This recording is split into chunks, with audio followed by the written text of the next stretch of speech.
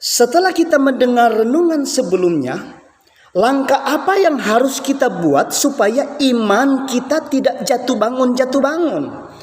Injil Markus pasal 13 ayat 13 berkata, kamu akan dibenci, tetapi barang siapa yang bertahan sampai pada kesudahannya, ia akan selamat. Pertanyaannya, kenapa harus bertahan? Karena iblis atau si setan ini masih ganggu kita. Mari kita lihat dan baca dalam 1 Petrus pasal 5 ayatnya yang ke-8.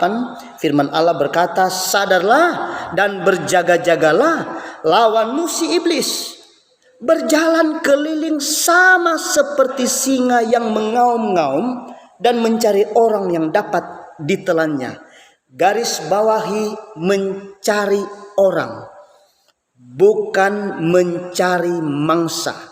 Karena ada banyak seringkali orang terjemahkan mencari mangsa. Sebab kalau dia cari mangsa, berarti kita yang manusia, kita yang orang pasti aman. Sehingga ada satu cerita di Sanger, setelah Pak Pendeta dia khotbah bahwa iblis itu jalan keliling dan dia sedang cari orang ya saudara, yang dapat ditelannya, bukan cari mangsa.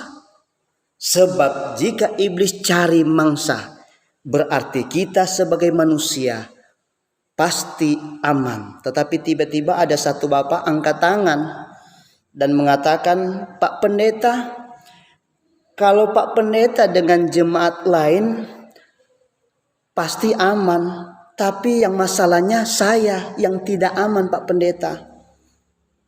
Pendeta tanya, kenapa? Langsung bapak ini bilang, saya kan ini buaya darat. Pak Pendeta bilang, darat Tuhan, bertobat bro. Tapi tiba-tiba ada ibu muda juga bilang sama Pak Pendeta, Pak Pendeta, saya juga berarti tidak aman ya. Pendeta tanya, kenapa ibu? Ibu ini bilang, Pak Pendeta, saya aman itu cuma di waktu siang Bapak. Tapi malam saya tidak aman karena di malam hari saya kupu-kupu Pak Pendeta. Pak Pendeta bilang, cepat bertobat kamu berdua. Mumpung Tuhan masih kesempatan, mumpung pintu masih terbuka, masih ada kesempatan datang kepada Tuhan.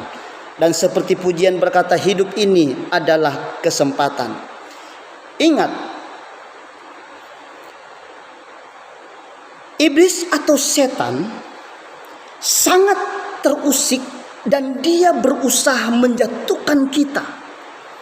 Cuma karena kita memiliki iman dan taat.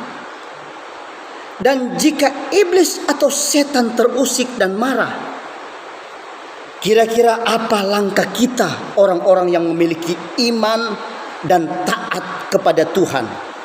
Bersambung pada part selanjutnya. Tuhan Yesus memberkati. Haleluya. Amin.